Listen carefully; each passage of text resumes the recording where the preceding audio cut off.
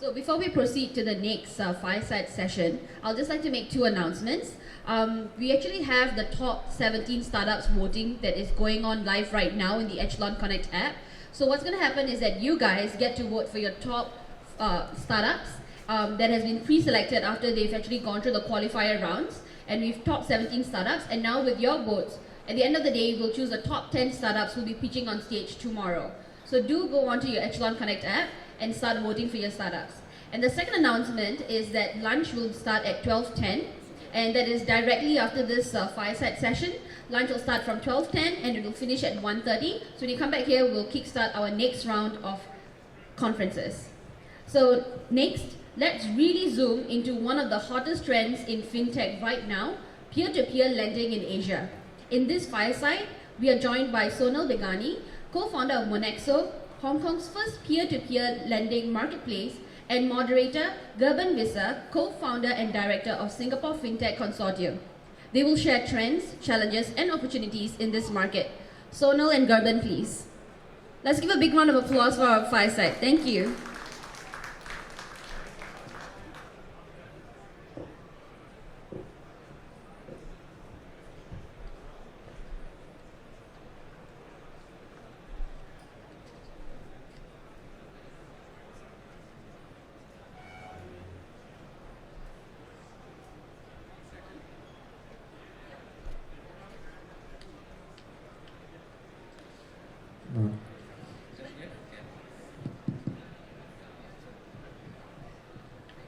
Okay, good morning everybody.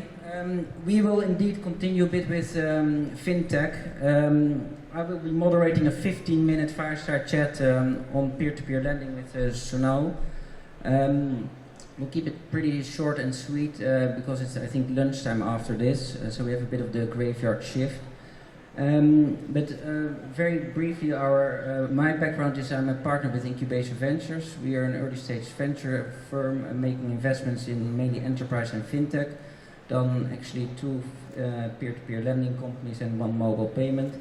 And in addition, and that's partly why I'm here, I'm co-founder of Singapore Fintech Consortium, which is a bit of an incubation platform for fintech. But so now, perhaps it's best if you introduce yourself and also tell a bit about the company you co-founded. Thank you so much. I'm Sonal Begani, co-founder of Monexo, which is a peer-to-peer lending marketplace with our first market being Hong Kong. We launched in our first market this March. So what is peer-to-peer lending all about, if I may just quickly share for the benefit of all.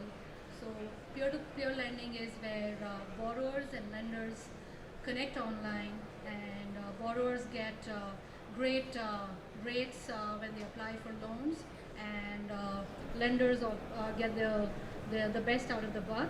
Good interest rates is what they earn. And P2P platform is the connector, the marketplace which brings the two of them together.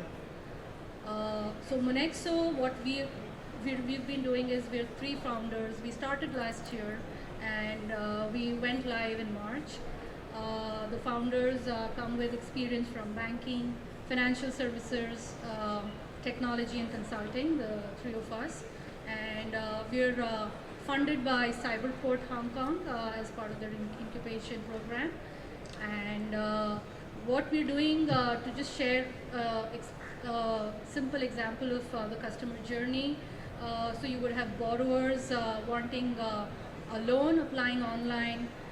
So very simple steps, easy to navigate, ability to use multiple devices. They would apply for a loan, and that's where we do the heavy lifting as a platform. What we do is do checks on the borrower, check their credit worthiness, and give a loan offer. And once the borrower accepts the loan offer, he is listed in the marketplace for interested lenders to fund. And what's interesting is if he is requested, say, for $100,000 worth of loan, lenders, instead of giving the entire amount, can fractionalize and give a small part of the loan as their funding amount. And the loan gets dispersed, and then you have the repayments kicking in. So this is just to give you a small snapshot of what happens in a typical peer-to-peer lending marketplace, and obviously it is powered by technology. Okay, and if you talk about the opportunity of P2P lending in Asia, what do you see as the main opportunities, and also what are the more kind of unique challenges, perhaps around kind of regulation or liquidity or on the credit scoring side of things? Right, it's a very important area. So I think we are in a very unique time in lending history where P2P marketplaces, they are facilitating borrowers and lenders in a very transparent, simple and a very scalable manner, and it's win-win for all of them, the borrowers, lenders and the platforms. So what took countries like UK and US close to 10 years to develop this as an industry, China has been able to do it in less than 5, and I'm quite optimistic that we will see this region, though it's in its infancy as far as P2P lending is concerned, whether it is Hong Kong, Singapore, the Southeast Asia region, India, we will see much more faster development. A lot of opportunity given the kind of population that we have, given the fact that there is a large segment of the population which is unbanked.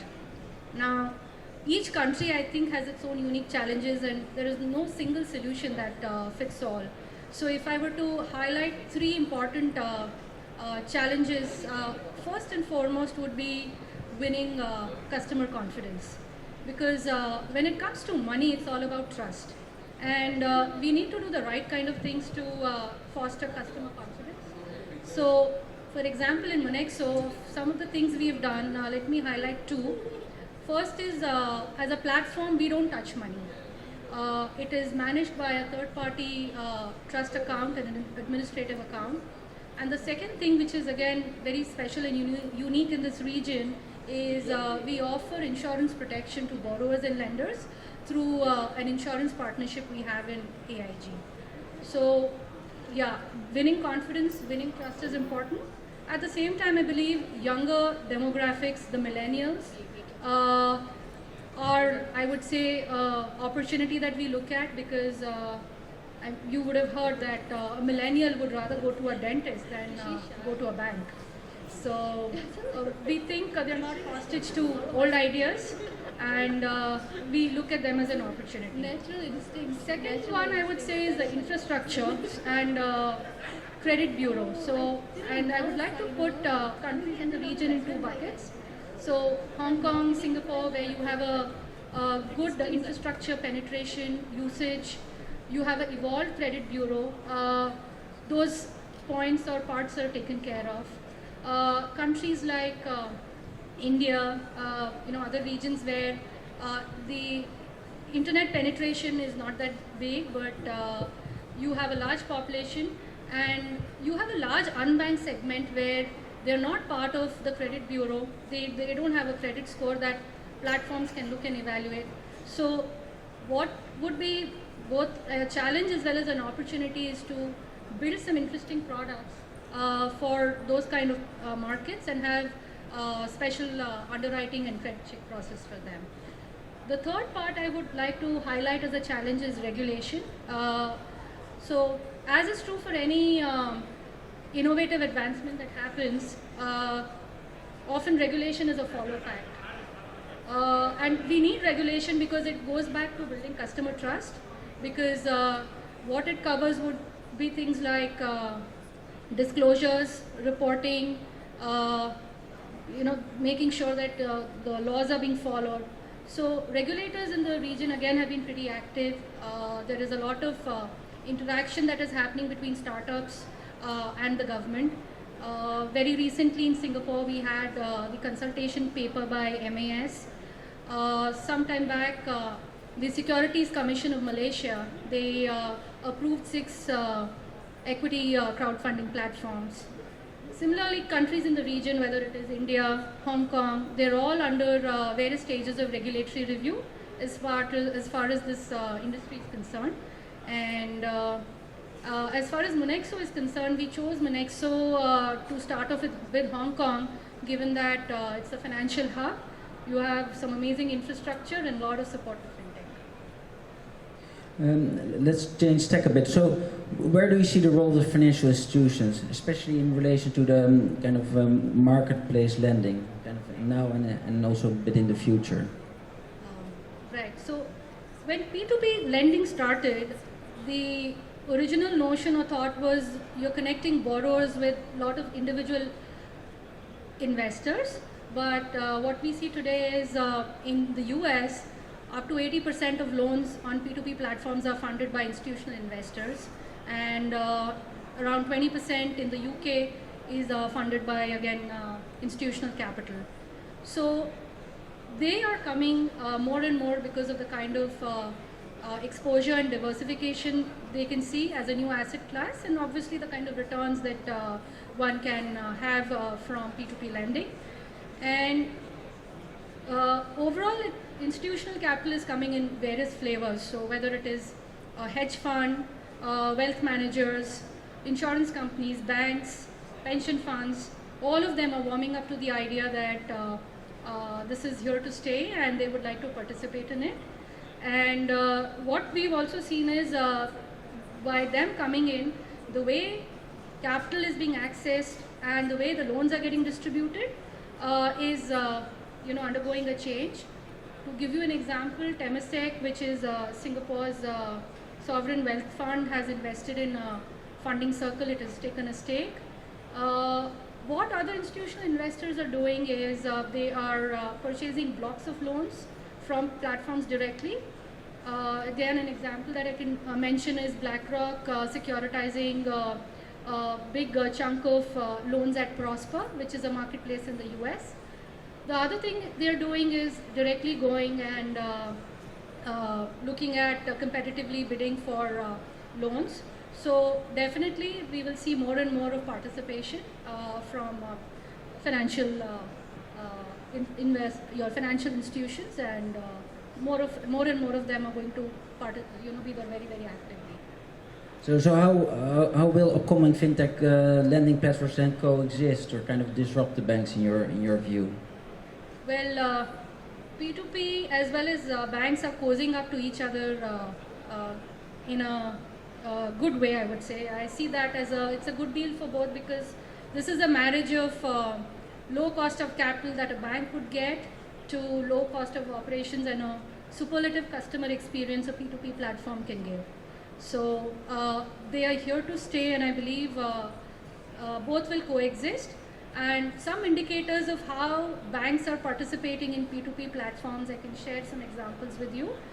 So we have the likes of Citi actively funding loans on platforms in such as Lending Club. We are seeing instances of referral arrangements where Santander is proactively referring small business customers to Funding Circle. Then we have the likes of Standard Chartered taking a stake in Dying Wrong, which is a Chinese P2P lender. Similarly, Westpac investing in Society One, another P2P platform. And then the recent announcement where we heard Goldman Sachs wanting to themselves enter into P2P lending. So I think this is a natural evolution that is happening, and it is an opportunity where both can work together and provide value to customers. And then the last question, because we're already almost running out of time, unfortunately. What are, in your opinion, the most important conditions to set up a P2P kind of business model? Well, the last 1 year for us has been learning on steroids, if I may say so. I don't think there is one single condition, but if I really have to highlight, I would name 3 most important things that you would need to have a good, solid business model. First is robust technology. Second is good credit screening, which is the secret sauce for a P2P platform. And third is knowing the customer and knowing how to acquire them. And if I may just quickly talk about some from a technology standpoint, obviously it should be state of the art, good security and user experience, and providing transparency to customers in terms of the data available. As far as credit screening is concerned, there's a lot of innovation happening where P2P platforms are using tools such as social scoring, predictive modeling algorithms, and it is all benefiting especially the unbanked segment. And customer acquisition, needless to say, knowing a customer, especially in the local environment, is very good. So I would say overall, a lot of innovation happening on building products for P2P lending, improving the overall process for the customer experience, a lot of advances in data analytics for credit underwriting, and more sophistication in the lending models that we're seeing on P2P. Great. Well, unfortunately, we're running out of time, but I hope you enjoyed this. If you have any other questions, obviously feel free to find us backstage. And wish you a great lunch and a great conference. Thank you. Bye.